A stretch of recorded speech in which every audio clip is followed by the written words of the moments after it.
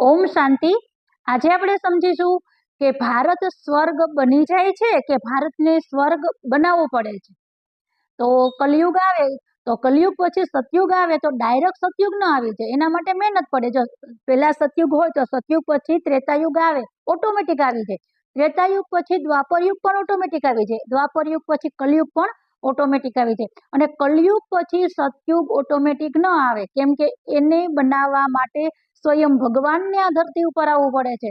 केम के सतयुग ની અંદર तो देवताओं ની જરૂર હોય, અત્યારે तो पतित विकारी मनुष्य छे, तो पतितोने पावन करवामां मेहनत लागे छे। 100 वर्ष भगवान ने मेहनत करवी पड़े छे। એટલે परमात्मा ने आपणे बोलावीए ने કે हे पतित पावन आवो, आवीने अमने पावन बनावो।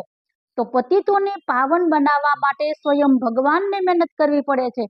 અને એ मेहनत परमात्मा हाल वर्तमान समये आ धरती पर अवतरित थई અને છેલ્લા 90 વર્ષથી આ કર્તવ્ય કરી રહ્યા છે। તો 100 વર્ષ બ્રહ્માના કહેવાય। 100 વર્ષ માટે પરમાત્માને આ ધરતી ઉપર મનુષ્યમાંથી દેવતા બનાવવાનું કર્તવ્ય કરવું પડે છે। તો 100 વર્ષમાં 90 વર્ષ તો પૂરા થઈ ગયા છે।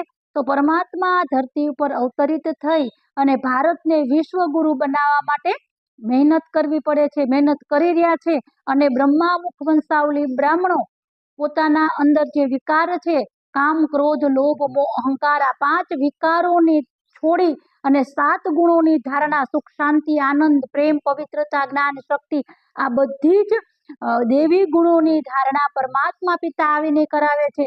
એટલે કહેવાય ને કે પતિત પાવન આવો।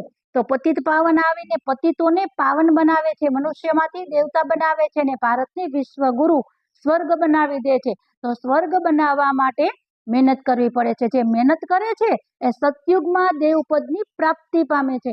કેમ કે જે મહેનત ન કરે અને જેને ખબર જ નથી કે પરમાત્મા ધરતી ઉપર આવી ગયા છે, તો એની અંદર તો દેવી ગુણ ધારણ ન થાય। તો દેવી ગુણ ન ધારણ થાય તો દેવતા પણ ન બની શકે। તો પરમાત્મા દેવતા ધર્મની સ્થાપના કરવા માટે આ ધરતી ઉપર અવતરિત થઈ ચૂક્યા છે। ઓમ શાંતિ।